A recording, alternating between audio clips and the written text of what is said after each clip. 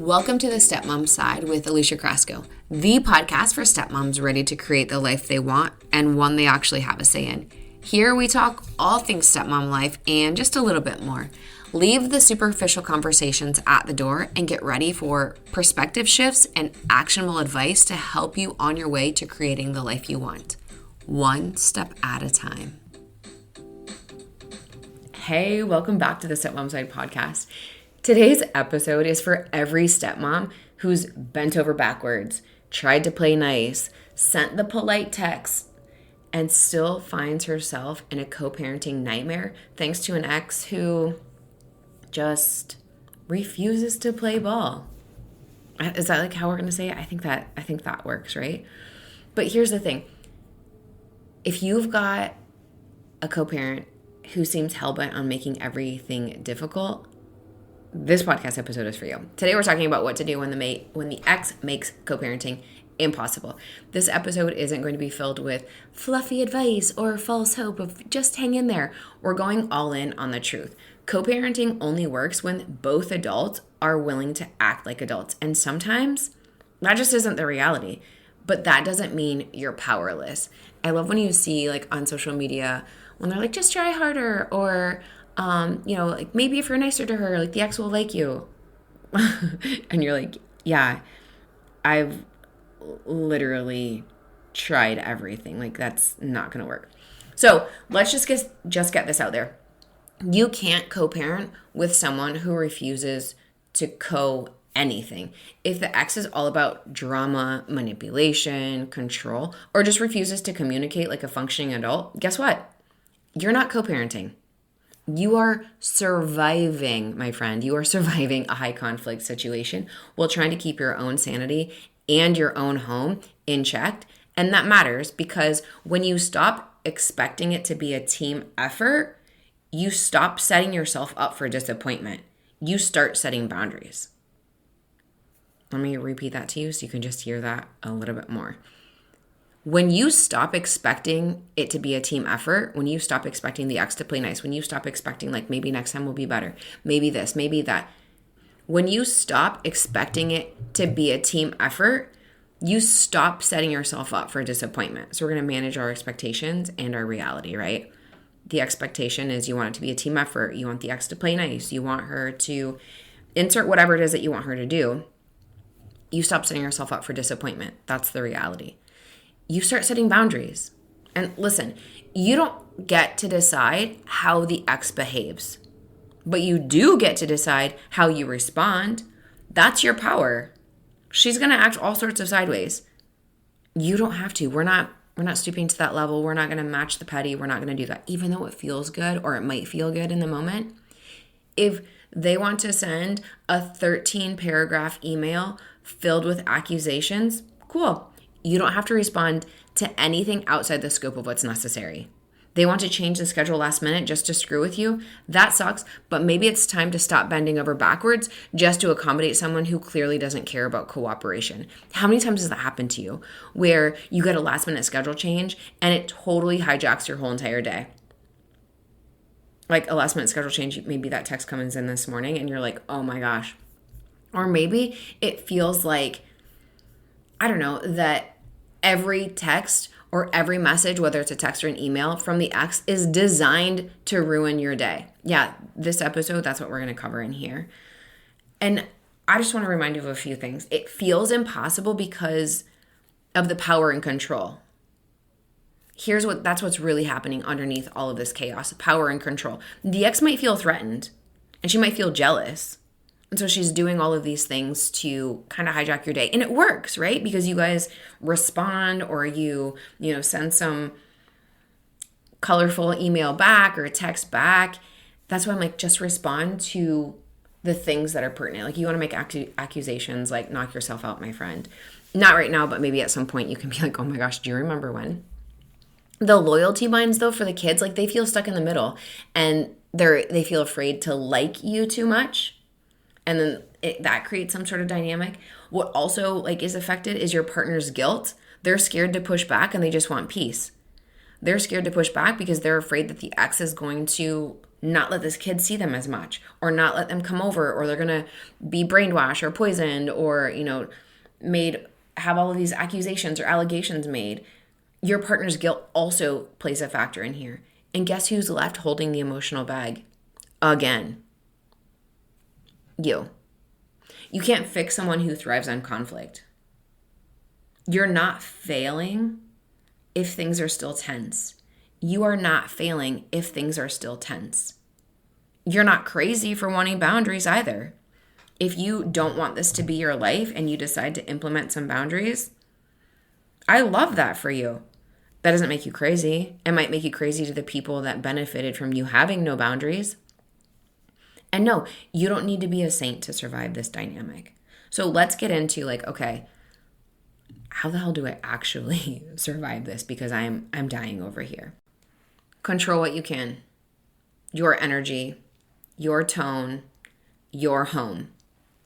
And if you've been on office hours with me inside the Stepmom Side community, or if you've been on a coaching call, I feel like I've been saying this a lot though on office hours. And just in case you don't know, office hours is inside the Stepmom Side community. It's a Zoom call where you come on camera face to face with me. Just you and I talk. It's a one-to-one thing. And we talk through your latest stressors. And I feel like lately, the stepmoms that I've been talking to, I tend to attract people that are just like me. Will say basically whatever they want. They have RBF, so resting bitch face, and their face doesn't match whatever's coming out of their mouth, right? And so I'm like, I love you, but I need to tell you this.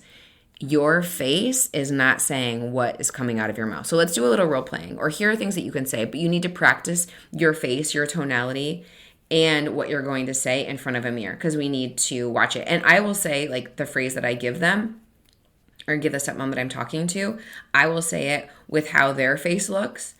And then I will say, okay, because that's what I used to do too. Since I've practiced it, here's how I can say it differently.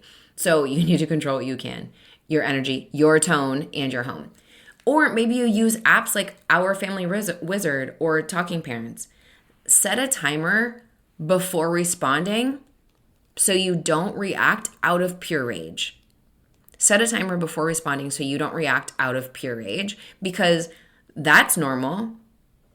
Not healthy, but it's absolutely normal. You get a last minute schedule change and you just blow a gasket.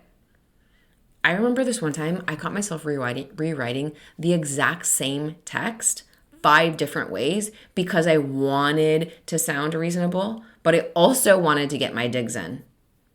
Because honestly, I think there's a little bit of petty that lives in all of us. And then I realized why. Not about the pettiness, but why am I rewriting this text a million times? What do I gain? What do I get from saying something? Or what do I get from making these digs? More drama? Yeah. No thanks. I don't want any part of it. It took me a long time to get to the point where I'm okay, I need to make better decisions. Because early on I'd be yeah, let me go ahead and send this petty text. And that's absolutely not helpful. But here's another part of it. The kids are watching. You may feel invisible in all of this, all your calm responses and thoughtful decisions. Wow, I'm really having a hard time talking today. So you might, let me just start this part over. You might feel invisible in all of this. All of your calm responses and thoughtful decisions are overshadowed by the chaos coming from the other side. But I promise you, the kids notice. The kids notice your house feels different. Maybe it feels more calm. Maybe it feels more peaceful. Maybe it feels more structured. Maybe it feels there's more of a routine. Maybe they see that you and your partner go throughout your day without the chaos of lies and manipulations and stories and all of the things, whatever it is that you want to call whatever the other house is doing, whether you call them lies or stories or the chaos that ensues over there. Your stepkids might not be able to name it yet, but I can promise you they feel it. They also see who creates peace and who creates the chaos. They also see whose house is more structured and whose house is more chaotic or less structured, since I just used chaos. So keep showing up. All that to say, keep showing up. Keep being the steady one. That's what's going to matter in the long run. Your stepkids will notice, I promise you. Having adult stepkids, like, I promise you, they will notice. And then here's how we can get a little bit of validation without the victimhood. I just want you to hear me clearly when I say this. It is okay to feel frustrated, annoyed, disappointed, anger, all of the things. You're not wrong for being upset that this is your reality. Absolutely not wrong. You are not wrong for being upset that this is your reality. But what I want for you is to feel those things without falling into a victim mindset. I have absolutely done this before. I also have a podcast episode about this. It's podcast episode number 98. If you go to aliciacrossco.com/98, I'm going to link it in the show notes so you'll have it. But I've already done a podcast episode on the victim mindset. I want you to be able to feel all of your feelings and not fall into that victim mindset. You're not at the mercy of the ex. They might be disruptive, but they do not get to dictate the emotional temperature of your life. We don't give them that kind of power here. What we do is we decide how you'll respond and what you will respond with and what you will and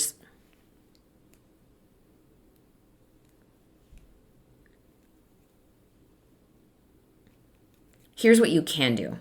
Decide what you will and what you will not respond to. So if they send that 13-paragraph email with all of these allegations, we're not responding to the allegations or these accusations. We are responding to the pertinent information, the schedule change, or what time we're picking the kids up. That's what we're responding to.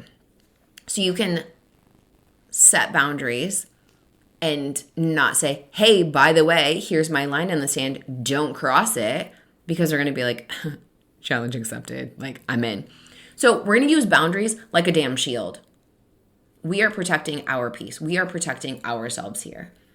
We are going to stop explaining yourself to someone who's not listening. Or we're going to stop explaining yourself to someone who is set out, who is hell-bent on misunderstanding you. That other person is not going to try to understand you. They don't want to understand you. If they understand your side and your perspective, that completely negates the illusion that they've been trying to paint to everyone else about you and how you're terrible and all of the things. They're not going to try to understand you. So let's stop explaining ourselves. We're going to let go of the idea that if you just say it the right way, they'll finally get it. No, they won't. Remember, they're set out to misunderstand you. They've already created this narrative of you to themselves and to like their own little circle of family and friends. So if you say something the right way, it's not happening. Remember I was talking about people pleasing? We're not doing that anymore. We're not going to try to work on like, okay, if I just try it this other way, if I do it the right way, they're going to, no. You're going to build your own support squad, whether it's a coach, a therapist, a community that actually understands your situation and what you're going through. And I hear so many times from stepmoms that join the Stepmom Side community, they're like, oh my gosh, I had no idea that other people felt the same way. And they usually find me because of here, the Stepmom Side podcast. They're like, oh my gosh, you talk about topics that I had no idea that everyone else felt like this. I had one stepmom that I was talking to recently on the Stepmom Side podcast inside the Stepmom Side community on office hours. And she was telling me about how she was searching for all these stepmom things. And her boyfriend had said to her, oh, you're just putting these things in your head. Like when she had been doing like research. And then she's like, and then I found your podcast. And I was like, oh my gosh, this is real. These things are real things that happen. And so I sent it to my partner and he was like, oh, wow, that's stuff that actually happens to us. And she said, I know, I'm not just putting things in my head. So build your support squad. Whether you get a coach, hi, my name's Alicia, I'm a stepmom coach. A therapist, if you get a therapist, great. Please find a therapist that actually has experience of being in a blended family because then they get it. Or find a community. The Stepmom Side community is perfect. We would love to have you, especially now that like the holidays are coming up. Oh my gosh, please come in. But most of all, redefine what success looks like in this situation. Maybe it's not peaceful co-parenting. Maybe it's protecting your peace despite the chaos. Maybe you get the idea of like, oh, we're going to be co-parenting out of your head, and you just realize like, okay, we're not co-parenting. This is a high conflict ex, or this is somebody that is definitely just thrives on the drama, thrives on the chaos. We're going to be parallel parenting. Maybe that's what the mindset shift that you need for this is. We're not going to be co-parenting. We're going to be parallel parenting. Okay, what does that look like? Let's wrap our head around that. What does that look like? So, if you're a stepmom dealing with an ex who makes co-parenting a nightmare, I just want to say I see you. I know how exhausting it is, but I also know how powerful you are when you stop wasting energy trying to fix the unfixable and start focusing on what you can control. When you start focusing on what you can control, that's where the power is. That's how I got to this point of like my stepmom journey. I was sitting in your shoes too, like, oh my gosh, I hate this. Like, how did I get here? And then now like I coach stepmoms and I have a stepmom podcast, which is so wild to me. But the constant in this mess is their behavior. The constant in this mess is their behavior. It sounds terrible to say, but it's almost easier when you've got somebody that you're dealing with that is high conflict or is constantly out to make things not great, because then you know that it's always going to be not great. And you can already have situations or boundaries or phrases that you're going to use, and it's just going to be standard procedure. It's hard, really hard, when it's like sometimes it's good and sometimes it's bad, because you're like, I don't know which one's going to show up. So the constant in this mess of when you've got a high conflict person or just somebody that really loves conflict is their behavior, right? But the variable, that's you, honey. I don't know. You know what? I've been recording a bunch of podcasts today, and this is the second time I've said honey. I think I have like the Taylor Swift song Honey like stuck in my head. Sorry. But the variable, that's you. That's your power. You are doing it better than you think. You're here, you're listening to the podcast. Like, you're doing it so much better than you think. So thanks for listening to this truth-filled episode. If this hits home, share it with another stepmom who needs to hear it, or share it on your social media. Tag me so I can, reshare it and, say thank you so much for sharing it. Thank you so much for listening. I will chat with you next week. Thanks for taking time to listen to this week's episode. If anything was helpful or resonated with you, please share it on social media and tag me. I'm just at Alicia Crosco. And if you could leave a 5-star rating and a review while you're at it, that would also be really helpful. And if you find yourself struggling with your stepmom journey and you want a little bit more support without the hefty price tag of coaching, you might want to check out the Stepmom Side community, which is my own private community for stepmoms, where you get to connect with other stepmoms around the world and myself, where I hold weekly office hours and monthly group coaching. It's kind of like you have your own personal coach in your own back pocket. Again, without that hefty price tag. See you next week.